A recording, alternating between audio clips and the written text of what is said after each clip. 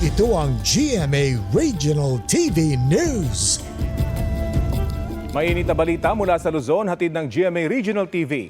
Patay ang isang pulis matapos madisgrasya sa Cordon Isabela.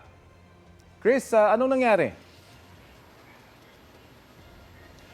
Rafi, tubilapon sa kalsada ang rider matapos siyang sumalpok sa poste. Sa kuha ng dashcam video, kita ang pagbagtas ng motorsiklo sa National Highway sa barangay Kakilangan. Maya-maya bumangga ang rider sa poste. Hindi agad nakapagpreno ang kasunod na sasakyan na maikuha ng dashcam video, kaya nabangga ang biktima at nakaladkad ng ilang metro.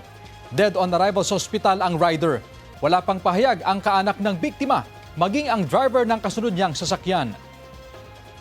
Sugatan naman ng isang rider ng motorsiklo matapos na sumalpok sa isang ambulansya sa Tarlac City. Sa kuha ng dashcam video, kita ang papalikong ambulansya na may dadalhing pasyente sa isang ospital sa barangay San Sebastian. Kita rin sa gilid ang motorsiklo. Nagdire-diretso ang rider hanggang sa sumalpok sa ambulansya. Rumesponde sa insidente ang mga otoridad. Walang pahayag ang rider na nagtamo ng minor injuries. Nagkasundo na ang dalawang panig. Ito ang GMA Regional TV News. Balita sa Visayas at Mindanao mula sa GMA Regional TV. Nasunugan ang halos 40 pamilya sa Cagayan de Oro City. Sara, alam na ba yung sanhi ng apoy? Rafi, patuloy pa ang investigasyon pero problema sa linya ng kuryente ang tinitingnang anggulo ng mga bombero.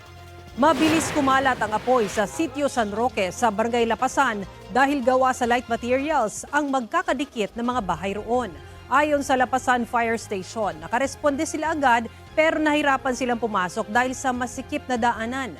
Mahigit 20 bahay ang nasunog at tinatayang mahigit 1 milyong piso ang halaga ng pinsala. Pansamantalang nananatili ang mga nasunugan sa covered court ng barangay. Nagsisimula na ring dumagsa ang mga deboto sa imahe ng Poong Jesus Nazareno sa Talibon, Bohol. Ang imahe na matatagpuan sa Barangay San Agustin, tinawag na White Nazarene at may suot na bughaw na sinturon. Iba ang kulay niyan sa nakasanayan na imahe ng Poong Jesus Nazareno. Ayon sa mga deboto, mahimala rin ang White Nazarene at wala itong pinagkaiba sa Poong Jesus Nazareno na nasa Maynila. Traslasyon naman ng Senyor Santo Niño ang pinaghahandaan sa Mandaue, Cebu. Nagsagawa na ng walkthrough ang mga otoridad sa magiging ruta niyan. Matapos ang walkthrough, nagsagawa rin ng briefing sa sports complex na dinaluhan ng iba't ibang law enforcement units.